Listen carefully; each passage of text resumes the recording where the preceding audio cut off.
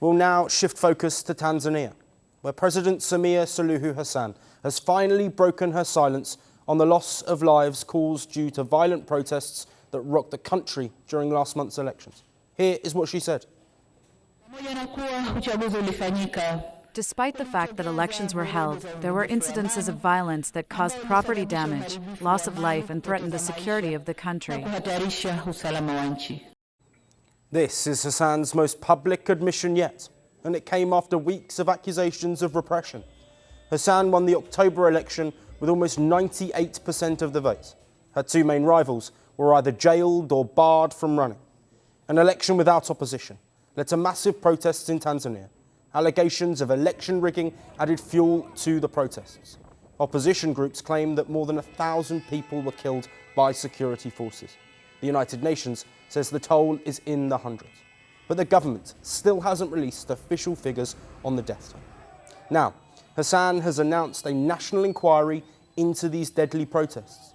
She says the commission will dig into the root cause of the violence. The government has promised that within 100 days we will begin constitutional reforms. We will continue taking steps to address the challenges of the union. I will form a reconciliation commission to address the causes of these killings, and we will also establish a commission for dialogue so that together we can build and preserve our nation. What stood out in her speech was her tone on young protesters.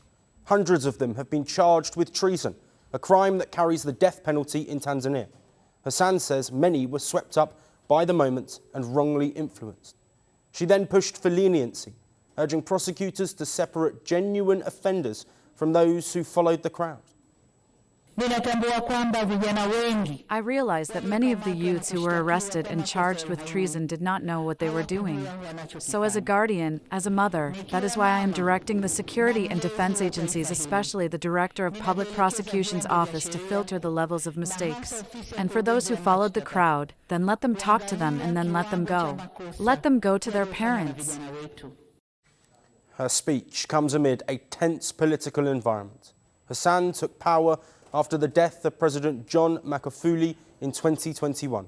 She briefly opened the political space, but crackdowns returned soon after. Opposition leaders say they have faced abductions, harassment, and targeted killings. Human rights groups say their teams have been intimidated and their devices were seized during investigations. Because of this, international pressure is now mounting on Tanzania. US senators have condemned the election as state-sponsored repression. The United Nations has also raised alarms, urging more transparency. But President Hassan says Tanzania must learn from the crisis and decide how to run democracy on its own terms.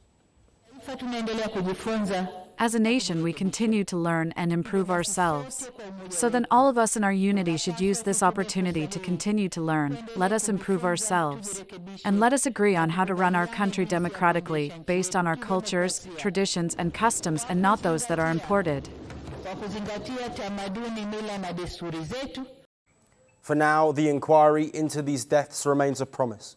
The citizens still don't know how many people died, or hundreds remain behind bars. Whether this commission delivers accountability or becomes another political shield, the world will be watching Tanzania's next step for answers. Want the facts? The latest developments? News that gets straight to the point. Well, we've got all three just for you. This is Firstpost Live, a brand new show, your window into what really matters. Don't miss it.